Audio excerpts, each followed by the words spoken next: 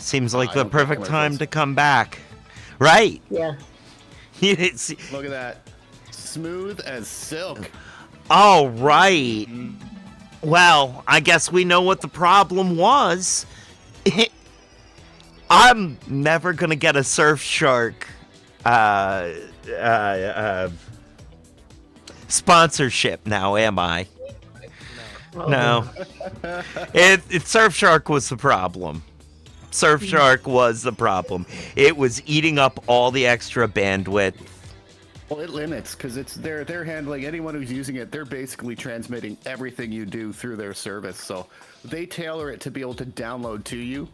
They don't tailor it for you to send things back up at a decent speed because the infrastructure for that would be ridiculous, and you'd end up paying like $80 a month just for your Surfshark. That It's great I if you mean, want to watch Netflix from somewhere else, but that's about it. It doesn't do much else. okay. Well, I mean, really, what I want to do is keep payment information safe, so I can use my credit cards on my laptop instead of having to do all my payment stuff from my phone. You want to know the scary part? Is Surfshark does absolutely nothing to secure any of that. Despite what their advertisements tell you, that's not what a VPN does in the least. Nope. Wow. That does me little to no good then. We The only may thing a VPN does is fools the internet into thinking you're coming from somewhere else. Basically, you connect to the It's- VPN service. it's and a they take another spoofer. computer somewhere else in the world. That it's sort of. It's a tunnel. It's more like a tunnel. It's like you've got a tube to whatever country you pick from, and then they got another computer that pretends it's you. It's not exactly spoofing, because I can spoof my address from here and make my computer just inherently tell everyone it's from somewhere else, and that's a little more involved. But yeah, it's kind of the same result. well, The problem with the VPNs is the people selling them are constantly like. There's a lot of companies that will offer it, so they come up with these claims and they word them so they're technically true but not. But if you don't understand the nuances of their agreement, then people pay for it thinking, well, my credit cards are now safe, my personal data is now safe. And my problem with that is people get more relaxed. You're better using your phone. Your phone is an encrypted device. It's going through an encrypted network inherently. It's digitally signed to the hardware you're using. Even if I have the same phone as you and I pull your SIM card out and stick it into my phone, it will still recognize that it's, a different phone and won't let me use it. And it's a safer way to do it. Yes, it's a little more work, but it's actually a way more secure. well, looks like unless I have major things that I have to absolutely pay for on the computer, I will be I'll be doing it on the phone still. My bank and my credit card have both actually told me that that's the most secure way when I've talked to them about it. Because anytime I've got any issue, it's like, hey, what do you guys recommend for security? That's always a question, no matter how I'm interacting with them. And every time they come back with, definitely use our app and do it over the phone. All right, Okay. fair enough. Okay. So the VPN doesn't do anything to secure any of my work files on this machine. No. The only thing some of them do is try to filter out some malware and advertisements. But I mean, you can go buy a Raspberry Pi and plug that into your network and it'll do the same thing. You can even tweak your own computer to do the exact same thing. Like it's a lot of false claims made. Not false claims, but claims made in a way where people will assume that it means it does more than it should. There's no security Misleading inherent. claims. Well, it wouldn't be general chaos without some general chaos. True. It's good to know that to keep our transactions on the phone as much as possible, to stay off of using important information on your desktop. Do you Lokpique, any of y'all? We are here with Lokpique, Retro Future Now, Master Rasta 420, and the ASOC Prod Cat. By the way, any of you who are just joining us.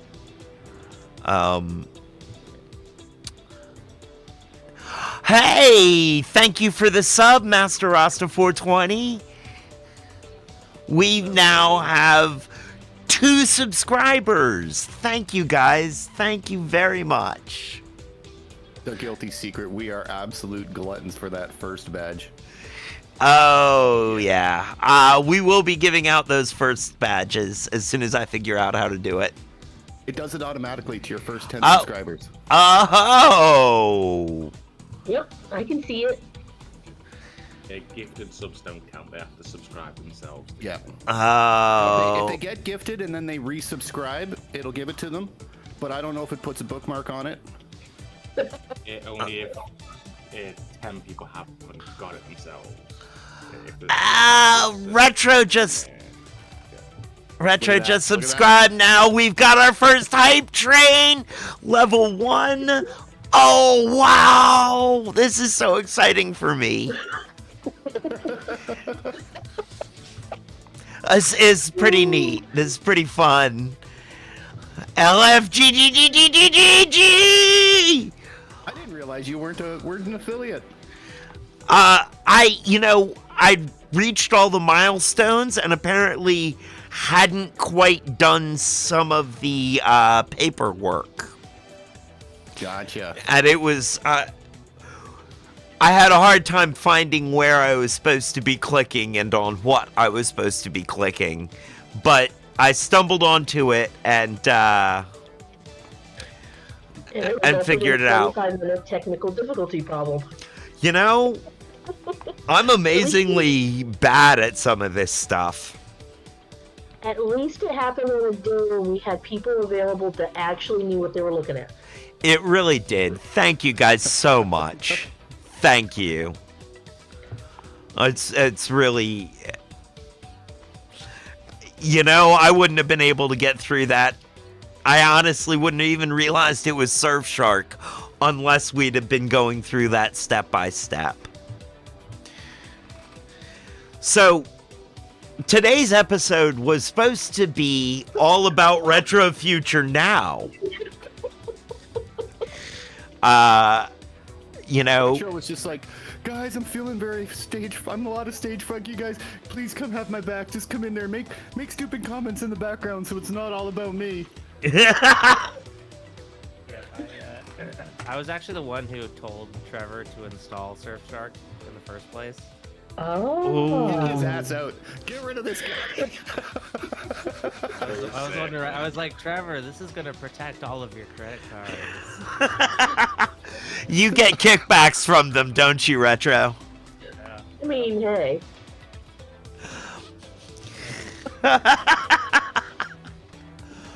No, honestly, like I'm probably as bad as you are, because like I didn't even know that I had to react in the server to the rules to see all of the channels, and so I went into mine and Lokpique's and Matt's group chat, and I was like, dude, I've been messaging Trevor and he's not online, and I was supposed to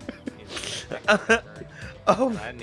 I was like, I don't see anything in his I don't see any voice channels in his server even, and they're like, you have Click to go and the click on the button. green check mark, and then I was like, oh, cool, Yeah. So, Well, we do need to make sure that no one piddles in the pool. I mean, these are important things that we need to make sure happen. And also, look, I don't swim in your toilet, so don't pee in my pool, okay? exactly. Pretty much. Exactly. Also, it is important that none of us go looking for Schrodinger's cat. We don't want to collapse the probability wave and end up stuck doing one thing or another. And I would definitely say I told you so if you do something we told you not to. Yes. So it is important to have the rules, understood at least. Understanding. I know the law. That's what people say, right? No, that's G.I. Joe. G.I. Joe is 9/10 of the law? No, G.I. Joe is, knowing is half the battle. Understanding and knowing. Aha. So knowing is 9/10 of the law. Then what's possession? Split pea soup. I was going to say a $25 fine unless you've got more than an ounce on you. Then it's intent to distribute. Unless you're Masta, in which case you have immunity I would. from Well, that's what from it your is. religion. You just tell them you're practicing Right. Rastafari. How would his and doctors you say? have to go, right? Good, I'll have to try that if I ever leave. Yeah. If I ever leave my house. This is an ex-parrot. The Yep. parrot is dead. It is no more. Wait, how did that all start? About your cat, I have some good news and some bad news. You're You talking brought up about Schrodinger. Schrodinger's cat. Huh? Mr. Oh, That's Schrodinger. your cat. I have some good Good news and news. some bad news. See, people say Schrodinger's cat isn't funny. I think it's hilarious. Somebody once asked Heisenberg if he thought that Schrodinger's cat was funny. He was uncertain. Oh God. Terrible. That was terrible. It's funny. But terrible. That's not even my joke. I wish it was. I wish I'd come up with that, but no, that's not. Mm. Was any joke really original? You.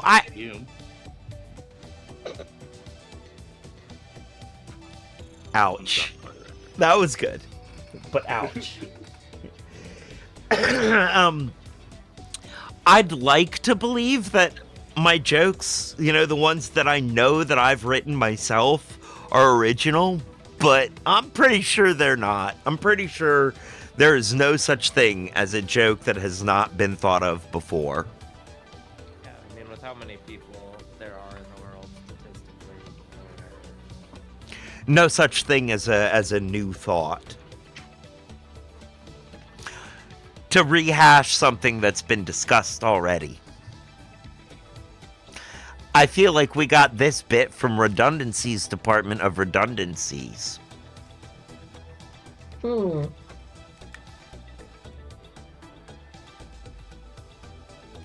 It got really quiet in here all of a sudden. I'm so confused right now.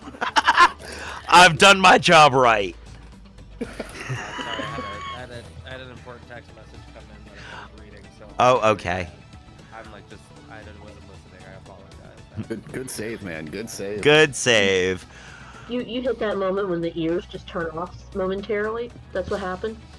Well, I just don't like when my ADHD doesn't allow me to focus on very much at one time. So if I start like thinking about what I'm gonna reply to a text message, like Mm-hmm. you know how they put blinders on a horse so it can't Mhm. see? Like that's basically what happens to my hearing when I'm focusing on writing something because of my ADHD. Oh, Yep. As a prank, when he's streaming, we'll just start sending him text messages, and he'll actually miss the next mix. It's rude. Yeah, that's Funny, but rude. I mean, I have the same problem. I have a hard time keeping up with chat and speaking. like, I- I can barely smoke dabs and put mixes together at the same time. So That's fair. Right, so this is a meeting of the Can't Walk and Chew Bubblegum Brigade. Got it. yeah, that's the crew you hang out with. Yeah.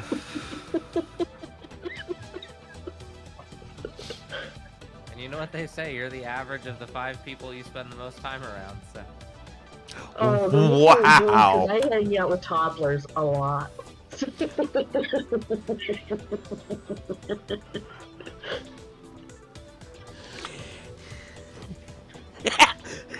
The Peanut Gallery just texted me ADHD highway to, ooh, look, squirrel.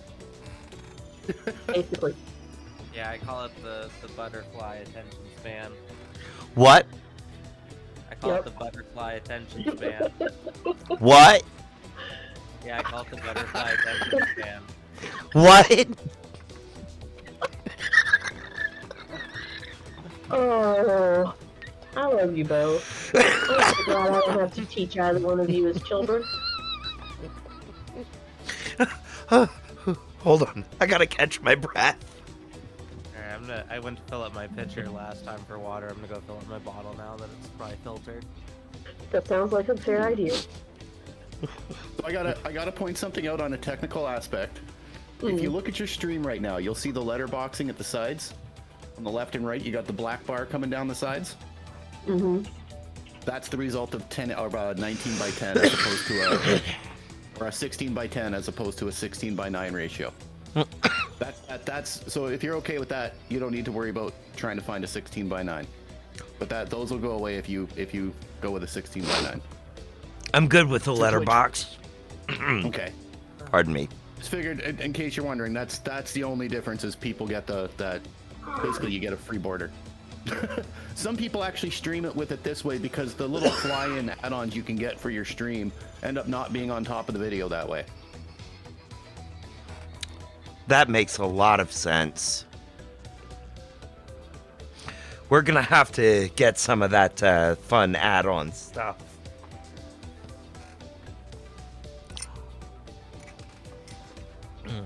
Pardon me, coughing fit there for a moment. So, now, Lokpique told us, Retro, that you are an amazing storyteller. So, Getting water. No, I'm here now. He's back. Lokpique tells us that you're an amazing storyteller. Okay, in which sense? Well, I have no idea. I'm going into this relatively blind, but I think he means in terms of, in general, telling us stories about your life. But also, I think he means as in a D&D sense. Also the D&D thing. He's our legendary dungeon master. I appreciate that. It's a very nice compliment. I try, but like Trevor said, you know, there's no original ideas, and I think part of what maybe a lot of people don't know about being a dungeon master is finding direct inspiration from other stuff and like reflavoring it to suit your own purposes. I can see that. So, you know, I would be lying if I said I was like the creative mind behind a lot of what we do, but it's more so taking, you know, like how an artist might use a reference. You know, I'm not like stealing characters directly from other stories or storylines or anything like that, but Borrowing that, and repurposing. yeah, But exactly. Even if you're taking inspiration from other places, that, especially in something like Dungeons and Dragons, that gives you the base canvas, and then you get a bunch of jackasses like the four of us who will come in there sometimes and try to disrupt, and that's where you gotta try to think, based on what they're doing, what story would still fit based on their actions right now that doesn't break the rules of this canvas that we started with, and that's Right, where well, that's where I love what you do as a DM. That's a good point. I mean, like, as there's, so I got into D&D because of a podcast. When I was growing up, I collected comic books. I watched anime, and I was pretty much a weeb before that was like a term or a thing. And I was super nerdy, but for me, my sort of attitude towards D&D was like, I may be a nerd, but at least I don't play D&D. That was like the last bastion of like nerddom that I would not touch because that felt too nerdy. You know what I mean? So I got into it because there was a comedy podcast that I really liked, and one of the guys on the podcast was on maternity leave because his wife had just had her first child. And so as a sort of side thing on the podcast, they had previously recorded them playing a game of D&D with their father. And that episode of the podcast was so wildly popular that they decided to form another podcast altogether of them playing D&D with their dad. And so, long story short, I've adapted that podcast twice now with different groups to play the story of that podcast, because I genuinely believe it is one of the best stories ever told in media, period. Like it could easily be an amazing movie, and they're adapting it into a graphic novel. And anyways, so no matter what, even as I'm trying to, even if I start out the campaign in the exact same way with the exact same script, I take a what's it called, the writing of a recorded thing, Transcript. Even if I took a transcript of the podcast and used that as a literal starting point, by the third session of the game, I'd be pretty much forced to go in an entirely different direction because of what the players are doing. They're just no one, no 4 players or 6 players or however many people you have are going to do the same thing that another group of 4 to 6 people would do.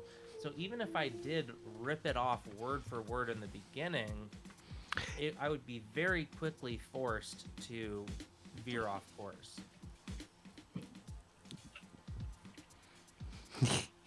Yeah. Yep. I've Are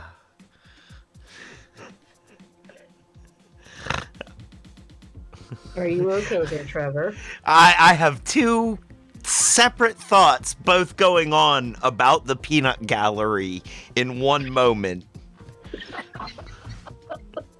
One of which is he was running a very fun game, and we were, and just interacting with the players derailed him.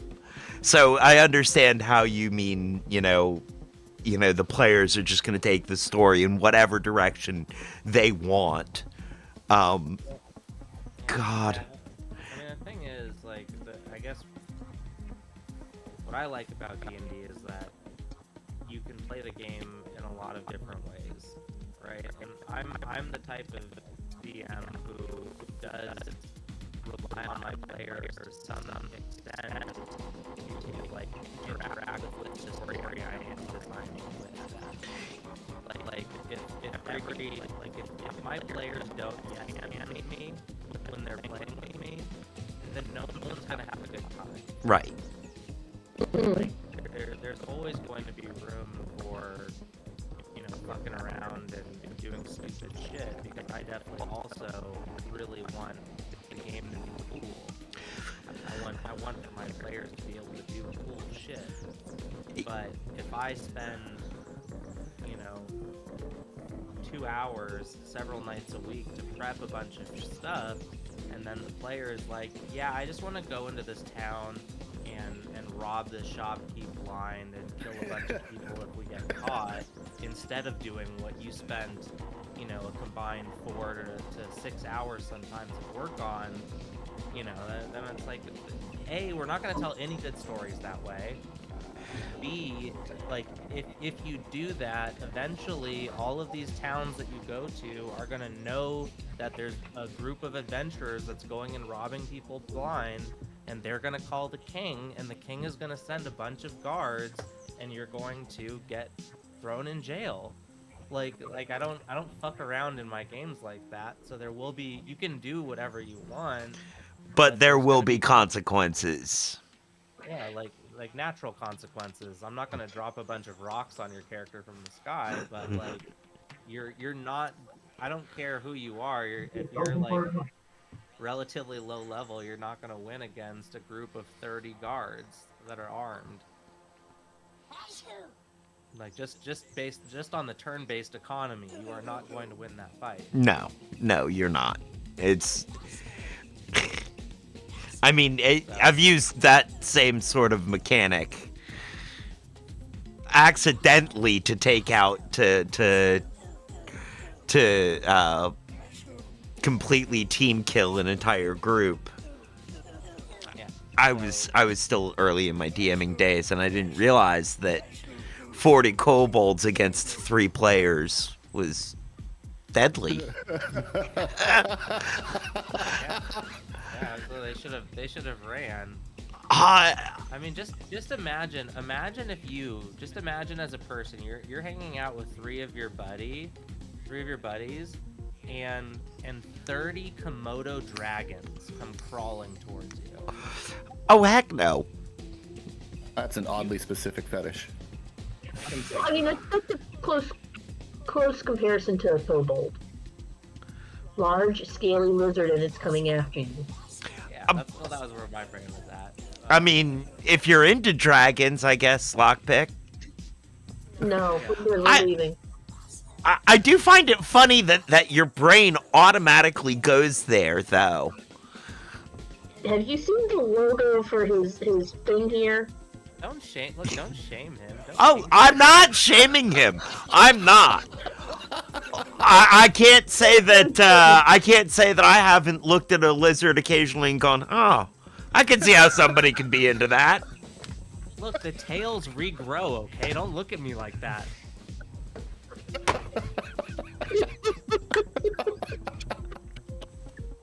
Wait. Do kobolds regrow their tails like skinks? I don't know, but I feel like that might have to become so in my They do now.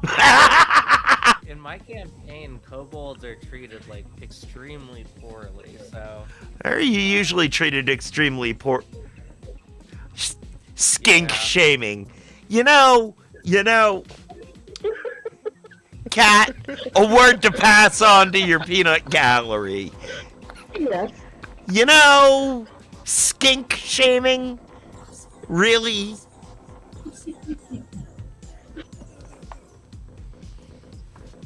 That was a terrible pun.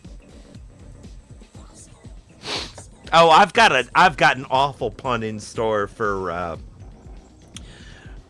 sometime this week. For sometime this week. But I am not surprised. yeah. But you know, you don't have to ask me to pass on messages. He can definitely hear you, and you can tell the peanut gallery directly. In whatever way you wish to express your choice words.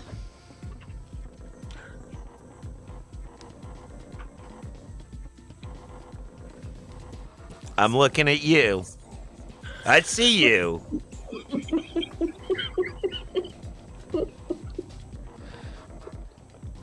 You know, if you would just say this stuff in the stream chat.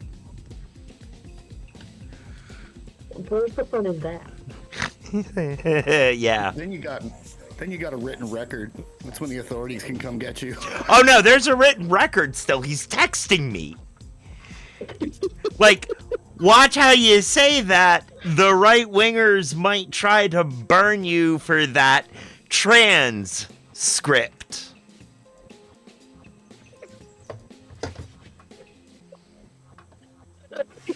the side eye.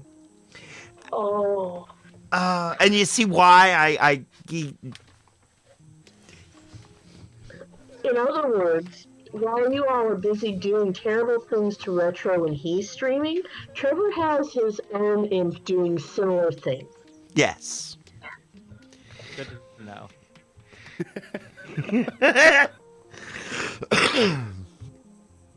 Good to know. We all have our antagonists. Yeah, it's all part of the fun of like I always say, if you haven't been D's nutsed on your stream, are you really a streamer? That's fair. Mm-hmm. Hmm. I don't think Words so. to live by. Yeah, yeah. I can't. I'm still remembering the squirrel named Yeah. D's Nuts. Uh-huh. The meth squirrel. From Tennessee. Probably my favorite is the pickle that was dropping blocks on passersby from the roof of a house. He carried cinder blocks up there and waited for people to pass by to drop them on them. That is one heck of a complaint to try to That is terrifying. the report, There is. writing a report for that. Can you imagine being the police officer who? No, just nah. Nah, I'm done today. That's it. I'm. From what I remember, the officer that responded to this was like, could you please get your dog to come off the roof? And they're like, how many blocks does he have left up there? It was like 2. No, not yet.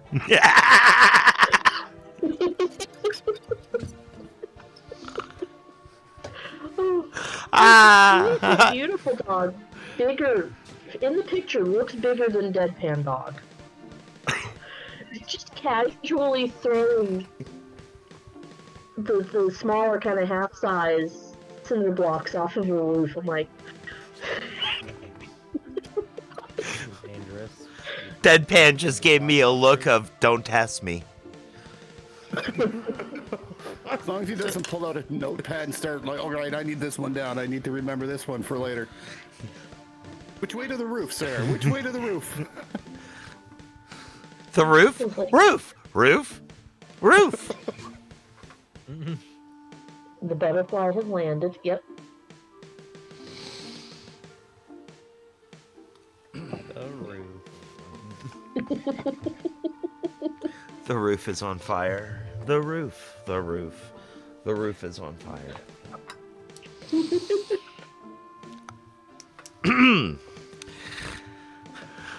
Well, this is turning out to be utterly chaotic.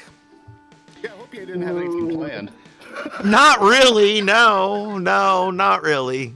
I was gonna actually ask. I was gonna ask Retro to describe the different types of drum and bass to us. Because I realized that I don't have a discriminating enough palette to really be able to tell the difference between relatively adjacent types of drum and bass. Okay.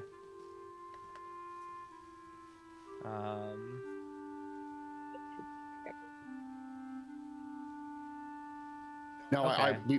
before you say too much, I also have to. You're not alone in that one, Trevor, because you can even get guys that have listened to the music for a long time, and a lot of the types of it blend together to the point where you will cause arguments sometimes, trying to figure out which category any given track might fall into, depending on who you ask. So, Okay. So this is a can of worms. I'm opening up a can of worms here. Can you give us the broad strokes, the sort of like? Yeah, I mean, I don't know. I think it's actually pretty relatively straightforward. So there's like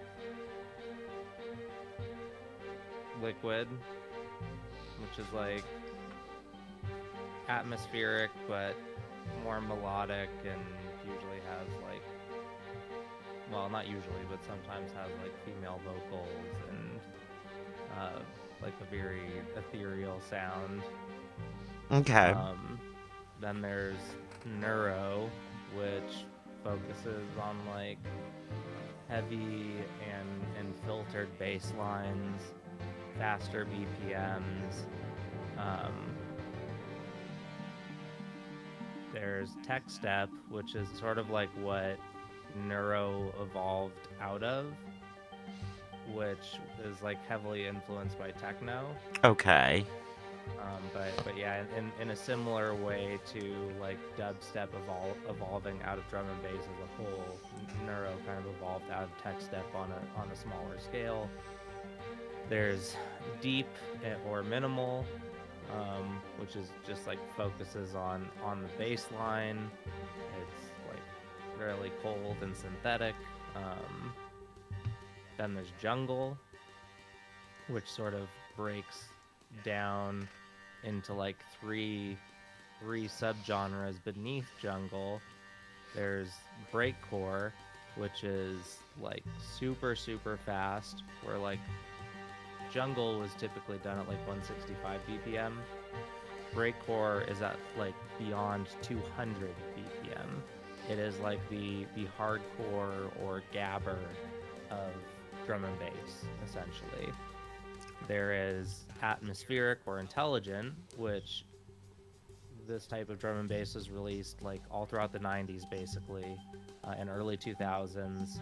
Most labels at the time were releasing stuff like this, really spacey and a more like mature, sophisticated sound, less aggressive.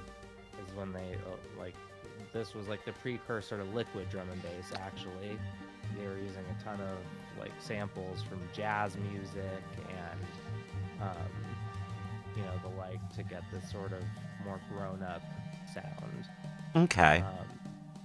Then there's the third one, which is like reggae jungle, which focuses on reggae vocals and samples and sounds, and definitely has a very distinctive flavor in that regard. There's jump up, which is like the pop music of drum and bass. Okay. It's just like super catchy, has like pretty simplistic bass lines, but are very like shifting and sort of almost neurotic in a way, and also can sometimes go a lot faster than like regular, quote unquote, regular drum and bass. There's halftime drum and bass, which is, so drum and bass is all typically produced around 170 BPM, and at its heart and soul, drum and bass is like sped up hip hop beats. So you can produce music at 170 BPM, but essentially doing everything at half speed. So you have what sounds like a hip hop beat, but it is still at the tempo of drum and bass. So you could mix a regular drum and bass song into it, but it's giving it a hip hop sound. It's giving it a slower sound, even though it is technically at a higher BPM. It's the opposite of split time. I guess. Well, I'm not sure about the term split time, to be honest. Split time is when you take a drum beat, and it's really more for live drummers, but what it means is that you basically double up your timing. You speed up by 2. It's twice as fast. Okay. Yeah. So yes. Yeah. So there's dance floor, which is like, it's more so like,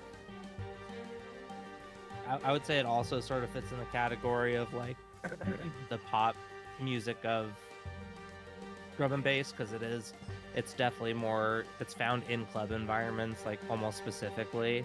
It doesn't really stick out. It's kind of commercial. It's, it's the type of drum and bass. It's the type of drum and bass that you might hear in a Forza game. Okay. So stuff like that. There's drum step, which is, it's basically the sound of like 2010 era dubstep, but done at drum and bass tempo. So they do the halftime thing, but instead of making it sound, more hip hoppy as a beat, they do it more dubstep as a beat. Okay. And then there is the last. This is the last one. Okay. You asked for this.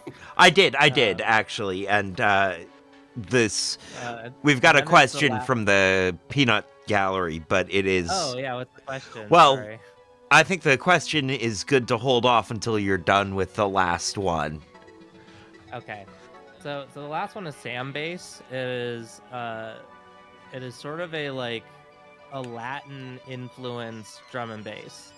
So they use a lot of Brazilian sounds, like in samples from music from Brazil and Latin America. Okay. And then there's a lot of experimental shit outside of those genres, but there always is. Yeah, but I feel like that's a pretty definitive guide to Okay. what's out there in that's bordering on mainstream. The question from the peanut gallery is, as someone unfamiliar with cores and such, any examples of artists or tracks for the given types? Not necessarily would this track fall into this or that type, but are there any tracks or artists that really stand out as a specific type of drum and bass?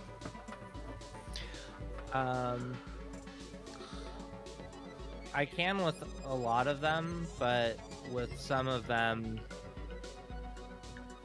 I would have to look up an example. No worries, no worries. But like with Liquid, Etherwood is a really popular modern Liquid producer. Etherwood? Yeah, Etherwood. Okay. Damn legend. One of my favorites. With deep or minimal Sam Binga or Seba. Okay. I was gonna say, if you don't bring up Seba, I'm leaving.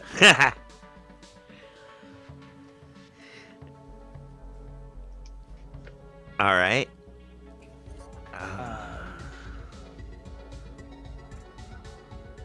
So with atmospheric or intelligent drum and bass, or jungle, would be LTJ Bookham. LTJ Bookham.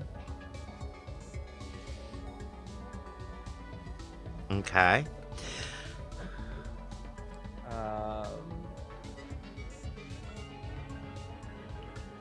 I don't listen to any breakcore, and no one else should anyways, so... Oh, that's rough.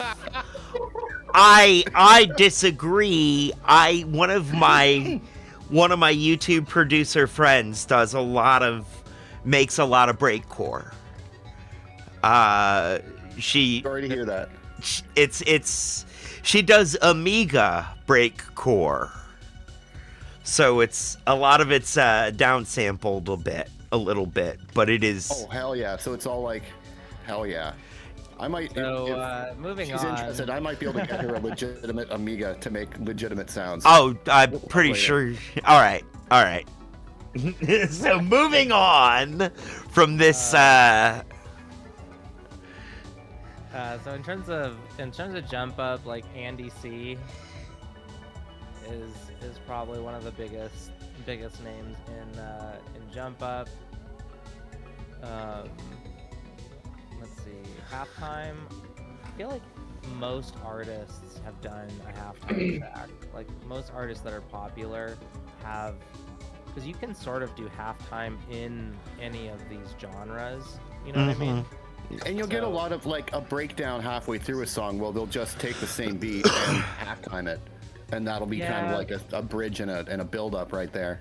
Yeah, and the thing is, like, halftime in drum and bass isn't so much of a thing anymore because halftime with electronic music, things just sort of evolve and branch off and take off of each other. So like halftime turned into juke, footwork, and rhythm, which are like three completely different subgenres of electronic music that are all sort of halftime and at that 140 to 170 BPM Okay. Okay. area. So with that, with dance floor, Netsky is a huge, or Wilkinson is another one. Netsky or Wilkinson? Uh-huh. Sub focus. Sub Focus, yeah, is another one. Drum step again is like drum step. No one really even makes it much anymore. It's another one of those things that's almost relegated to like breakdowns in the middle of songs now, because it really was. It was drum and bass's answer to dubstep in 2010. Okay. It's very dated at this point. In terms of reggae jungle, Benny Page. The thing is, reggae jungle also has a lot of like differentiation. I don't think there's really any named subgenres or any named sub-genres because it's already two stories down basically. Right. I don't know if there's any named, but there is definitely there is a sort of a dance floor variety of reggae jungle. There is a sort of atmospheric variety of reggae jungle. There is a very true to form where they almost like straight up take reggae songs and just put breaks behind them. So it's like almost like you're listening to reggae music, but it has amen breaks added into it. Okay. There's very little mastering done, and it's so. That sounds. But yeah, Benny Page is a good I feel like a good intro for anyone into reggae drum and bass jungle, whatever you want to call it. Okay. Sam bass, artists that do that are like DJ SS. He's done some stuff like that. Let me see. Let me look up. The Sam bass is really cool.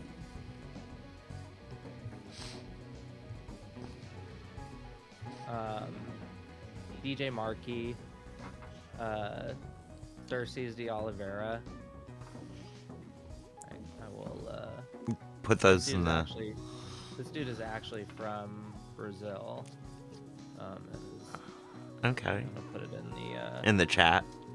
yeah. Thank you, because I was gonna misspell that. Hmm. So yeah, that is your there's your lesson on all of on the world of drum and bass. Well, Peanut Gallery, does that answer your question? Are you gonna now be figuring out what type of drum and bass you like? I'm gonna have a test on my next stream, so you better have been taking notes.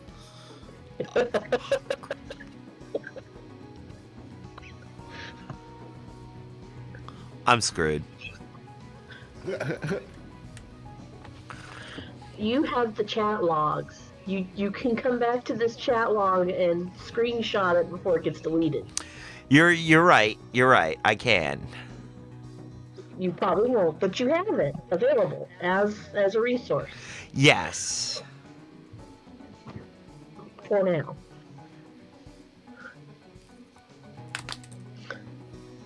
Oh my. He did. He took a note. It was B sharp. There's no such thing. as It's just a little bit higher pitched than B flat.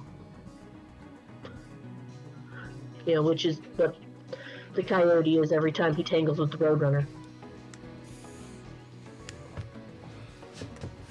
Then I'm taking my ball and going home. that was the look on the face there for a second. That's your balls at home. Well, I mean, And they told me to this is stop out there. getting it on the bus. Wait, I guess better than out in public. yeah. I've got red and green bocce balls here.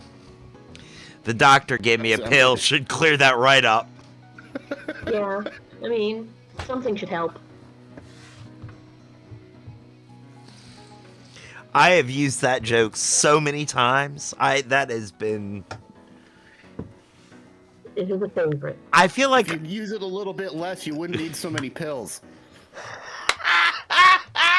Beautiful comeback. Thank you. you'd think I'd have built up a tolerance at this point, an That's the immunity. problem. You have. Starting to think maybe the pills are the fetish. Mm-hmm.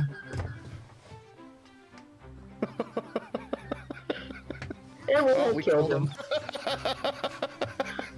I'm not sure which one of us did it, but one of us did. Oh boy.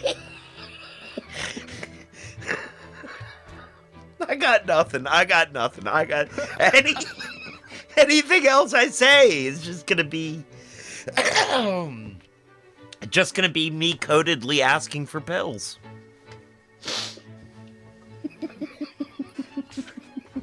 Or just, uncodedly asking, like, hand it over now.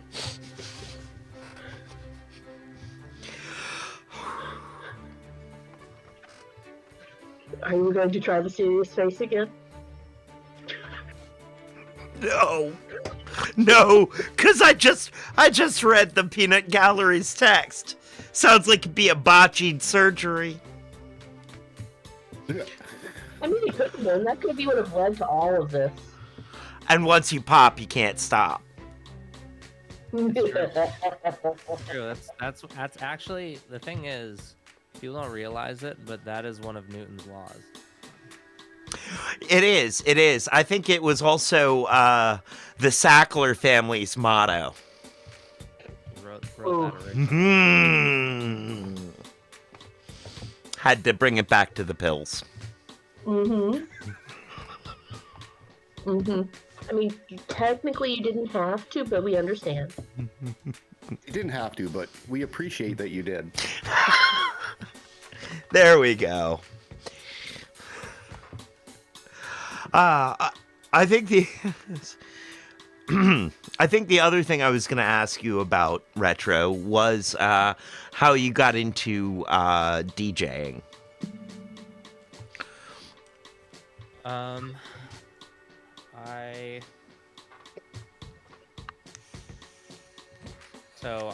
didn't have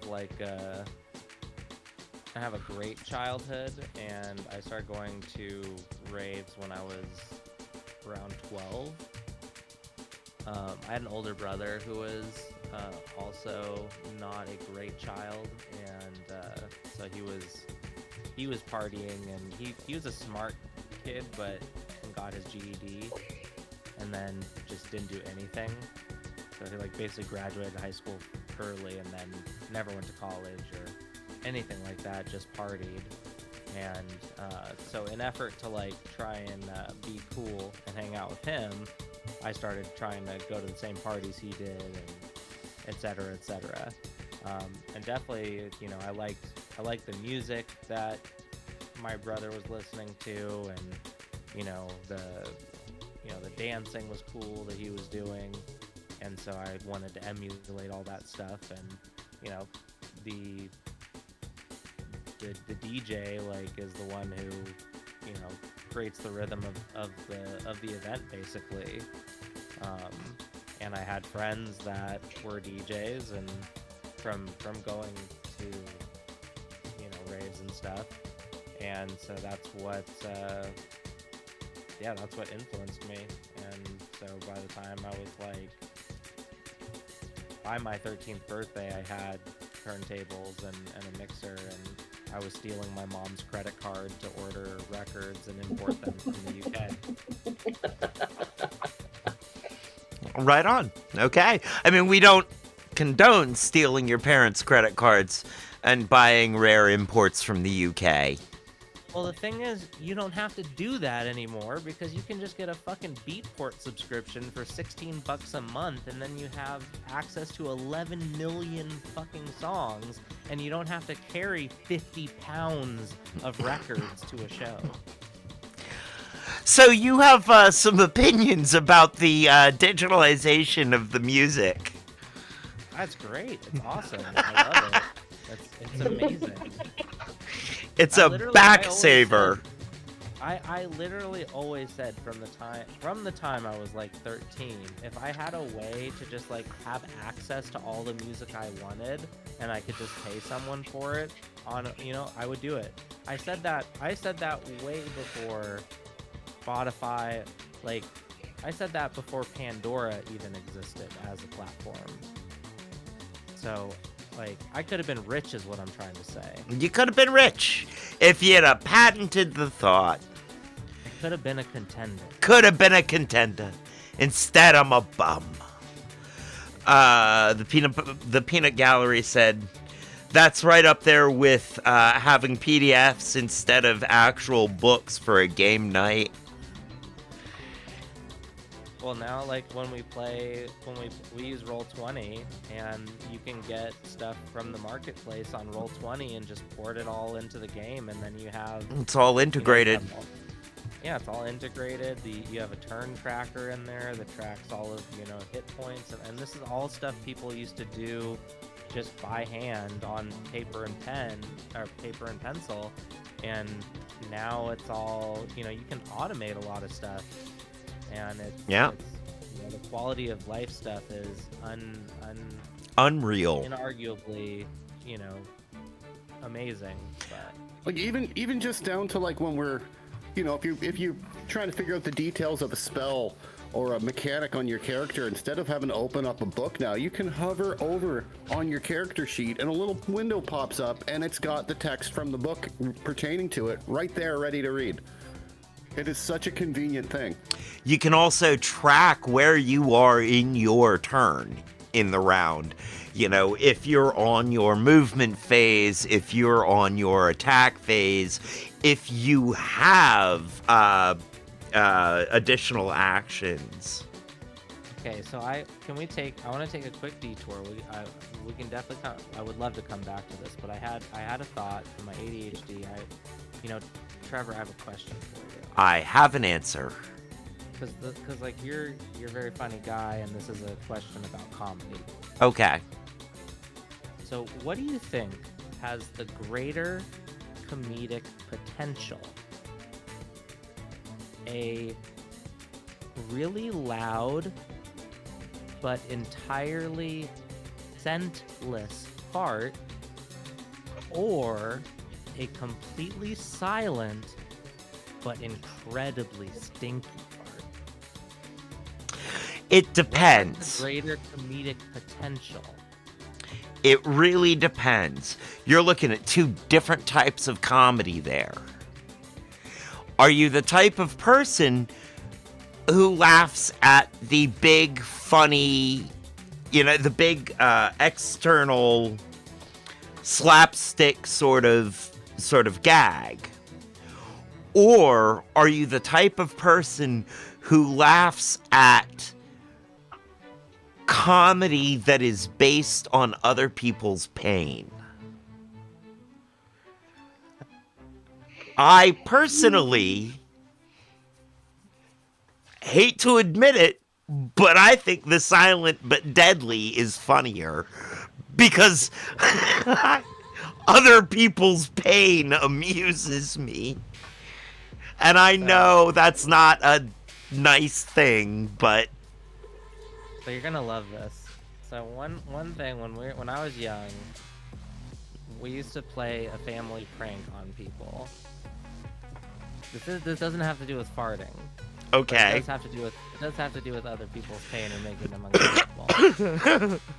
Oh. So whenever we'd go to like a hotel or something on a family vacation, if we were out of town, we would call the elevator, and when the elevator showed up, if there was someone in the elevator already going to going up the same floor, or not just going up, we would all, as a family, we would walk into the elevator, but we would not turn around. We would all just face the back of the elevator and stay standing that way. That's And people brilliant. get so uncomfortable. Did you act natural? Did you, like... Yeah, just act completely natural. Like, it was just how we did it every time. And people would just be so caught off guard and so, like, weirded out. Like, I love that. You know what? That is... I'm gonna get Jen and Lil Z to do that now. Every time we get into an elevator, I'm gonna get us to do that, to all face the back. That sounds awesome. That is brilliant. it's time for a dab. You know what? I know I rarely do this on this show because this is going out to YouTube. But just for that one, I will join you. And as far as YouTube knows, there's nothing wrong with what I'm doing because it isn't necessarily anything. Just tobacco. You edit it, don't you? Can't you just cut it out? Do a slap cut? I could, but I don't. I really try to avoid editing all of this as much as possible. That's fair. That's very fair. You know. Considering how this started out, the editing has gone down to pretty much zero. Yeah, I used to, when I first did it, it was a highly edited and produced show. I didn't do it live. Yeah, I mean, it was a really... The more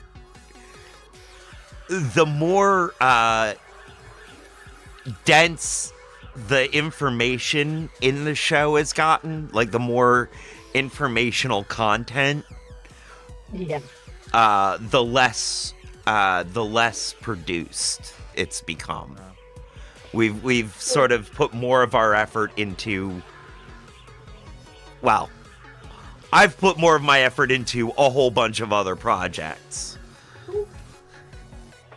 I have put my effort into coming up with evil tongue twisters to make you say every now and then. Exactly.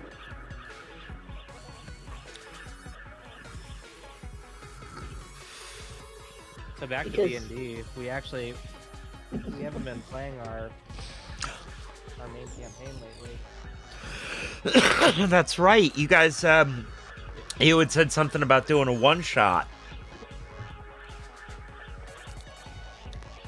Yeah, we had one day where we had somebody who wasn't here, and so we decided we would do a smaller campaign, and it's turned into a lot of fun, actually.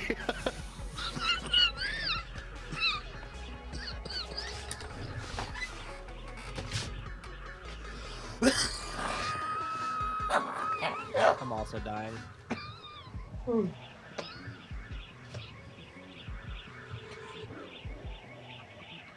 Now, tobacco is okay on stream, but live human death is something that will get you destroyed on YouTube. Just making sure you're aware. Well, I'm okay. I'm not human. Oh, well, animal cruelty is frowned upon too. Oh, well then. Damned if you do, damned if you don't. I'm more of a fungus. Okay, so we have a fungus among us. Yeah, I'm a real fun guy. Huh. I think my mute button doesn't do anything anymore. Yes, Retro. I feel like I'm... You know why the little girl's ice cream melted? No, Retro. Why? Because she was on fire. I mean, that's fair. We're going there, are we? Yes, that is up there with your puppy joke. No. And No, yeah, I we're don't not. think we're sharing that one. Because because this ends up with dead baby jokes. Yeah, no, we're not doing that one today. No, we're not. Because I know where those go. No, I don't do those jokes. Those are in poor taste. Oh, you've eaten them, right? They taste good to me. What's red and white and swings from a tree? I'm not answering. A that question, candy but- cane! A candy cane! You sick people, you!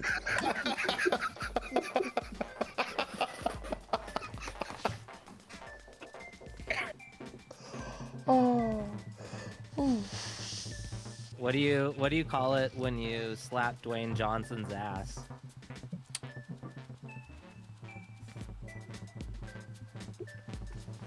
Hitting the rock! Hitting rock bottom. Oh! Oh Lord. We go back to the dead baby jokes. Less offensive. What do a necrophiliac and an alcoholic have in common?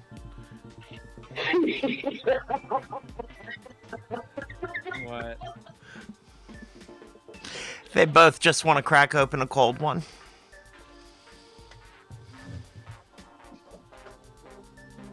What's the difference between a rock star and a gynecologist? No idea. A rock star fucks his fingers and a gynecologist licks his fingers. That's terrible.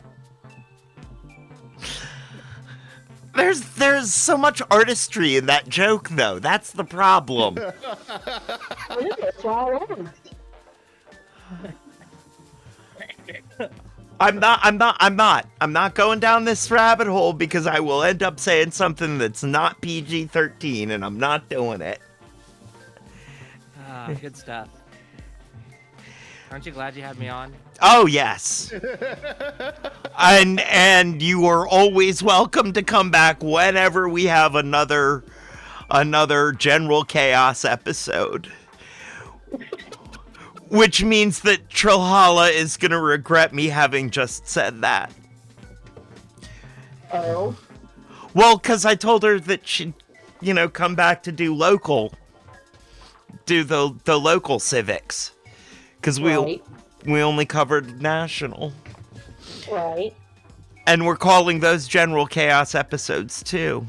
So she's going to come on to do the local, and all of a sudden... I mean, to be fair, civics is general chaos. So. This is true. This is true.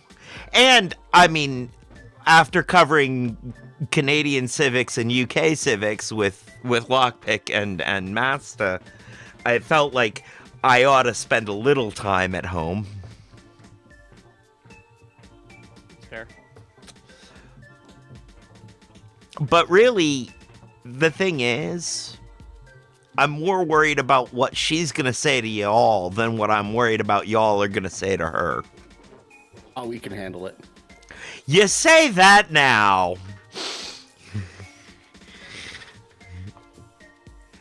Speak for yourself. I'm like super sensitive, and my penis hurts just thinking about it.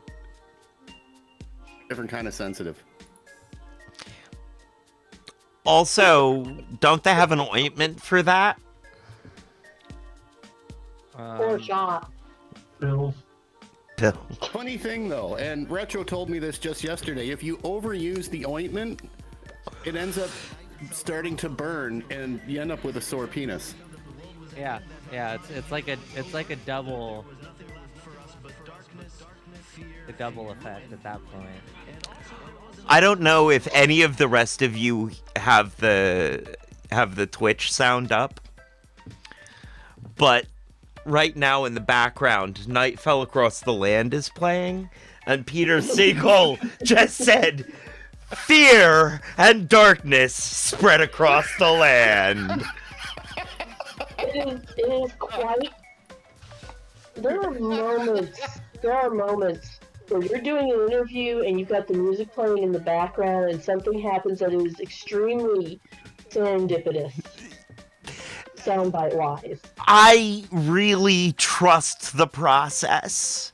I have over the years learned, when I'm putting together like the visualizers and slideshows for the music and stuff, and even doing the music videos, I trust the process for the most part. And I find that when something happens in the music, something inevitably happens on screen, almost perfectly timed. I love life's little coincidences.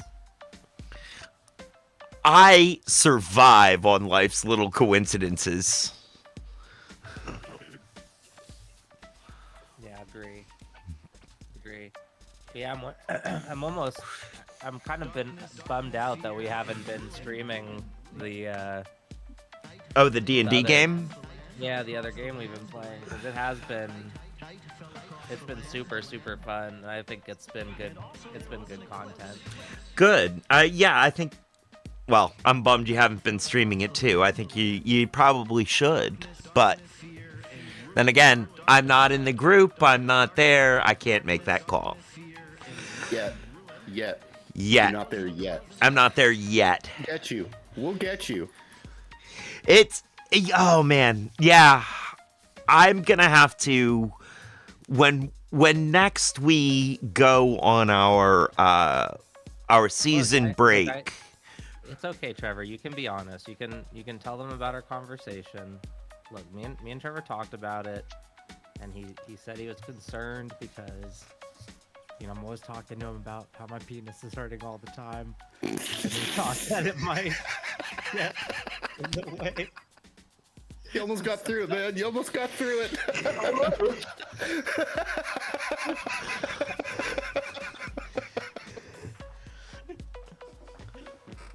Hold on. I haven't used my one F-bomb this week. Oh, here it comes. I think I see something in my dice bag that needs checking out. Oh, look at the... This is it! I tried so hard.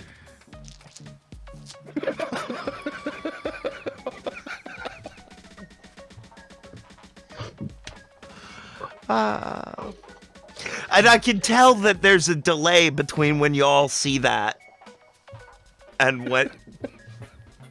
Oh, yeah, of course. Yeah. That was good. Thank you. I get that a lot.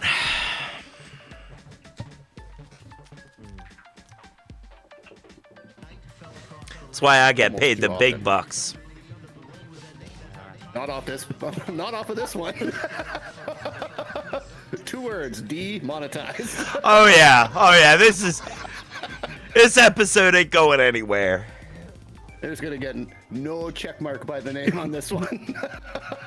I mean, I'm still putting it up there. I'm still gonna go ahead and put it on YouTube. You might want to cut out the beginning part and still run the ad for Surfshark.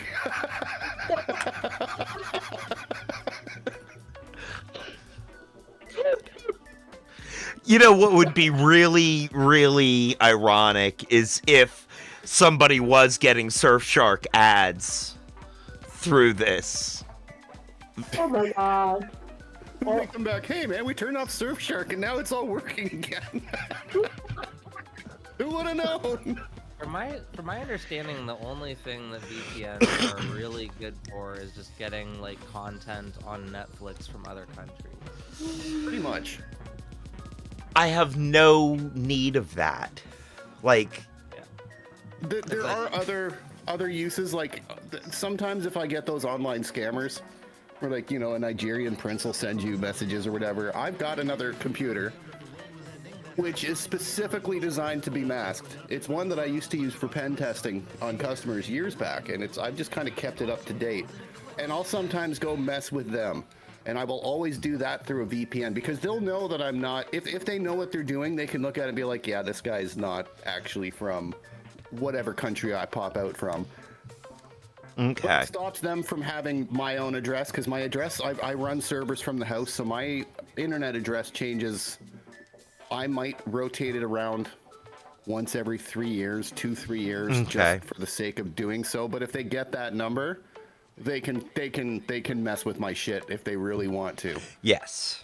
So as a precaution, I'll do that just to kind of hide where I'm coming out from, and they've really got to know their shit in order to find out where I actually am. And if that's the case, they're sure as hell not trying to do 519 scams or whatever. Right. Their scams are going to be a little bit more sophisticated at that point. Yeah. At that point, they're just going to go straight for my bank accounts or whatever. Like they're not trying to do email phishing. They'll use your personality, they'll use your identity to steal all of the great intellectual property from Retro and Masta. It's funny. What they're really doing is they're trying to get to Masta's game. They want to steal that. I mean, I could see points to do that. Or they could, just watch a few episodes of his Twitch where he's coding the game out in public. I mean, That riff went better- all better of than nowhere. actually paying attention. They see him coding.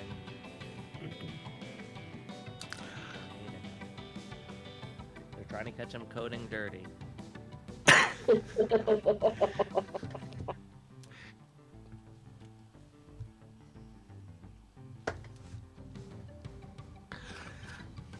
Well, I think we've reached the. I think we're reaching the end of this one.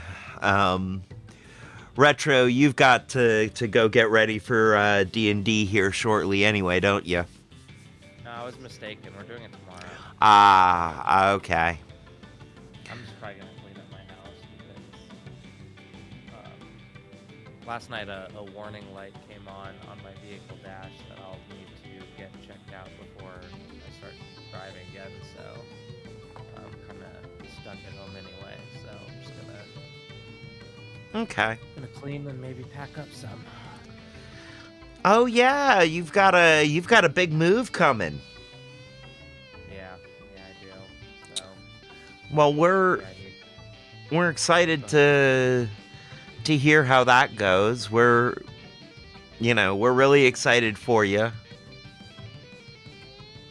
Yeah, I may need to take like a month or so off streaming because I'm likely going to be staying with friends for the first month out there to try and save up some additional funds. So yeah, I may take an extended break just while I get into an apartment and stuff. But Yeah. Well, that's understandable. It's understandable. Mhm. so yeah, Yeah. we'll be. I unless anyone has major objections, I think we'll probably stream the game tomorrow. Oh yeah. But yeah, thanks for having me on, Trevor. I appreciate it. It was fun. Feel free to join us anytime there's general chaos going on in the general VC. Thank you very much to Lokpique and Master Rasta also for joining us and for giving me help getting my settings to where I could figure out that it wasn't my settings. It was Surfshark. Well, that's what troubleshooting is basically. Yeah. Going through everything one thing at a time and going, guess it's not that. Guess it's not that. Guess it's not that. Wait, is it both of these things? No. Is it both of these things? No. Is it these two? No. Well, especially as when you're, going back to the whole making the game thing. Yeah. As somebody who used to make a living as a programmer, for every hour you spend writing the program, you're potentially spending 5 to 10 hours debugging it when you're done. Yep. And testing and debugging. But yeah, that's not an easy process. If you don't have a good format for it or a good process to kind of run through, it's very overwhelming. And it's no longer so easy as to open up the machine and look for the moths. Nope. They hide. Yep. They hide in code now. Well, thank you, everyone. Dirty moths. Thank you, everyone. Thank you, Kat. Oh, I almost forgot the other big announcement. Nikwork Entertainment will be dropping the Hidden Garden Volume 1 album starting on Monday. Oh yeah. Artwork by our very own ASOC Prod Cat.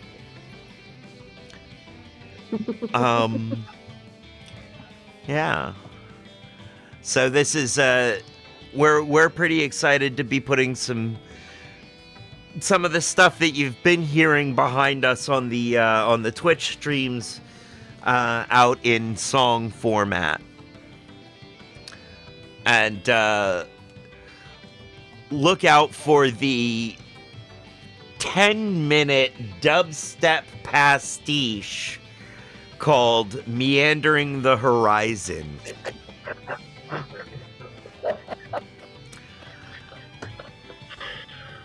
Well, thank you, everybody.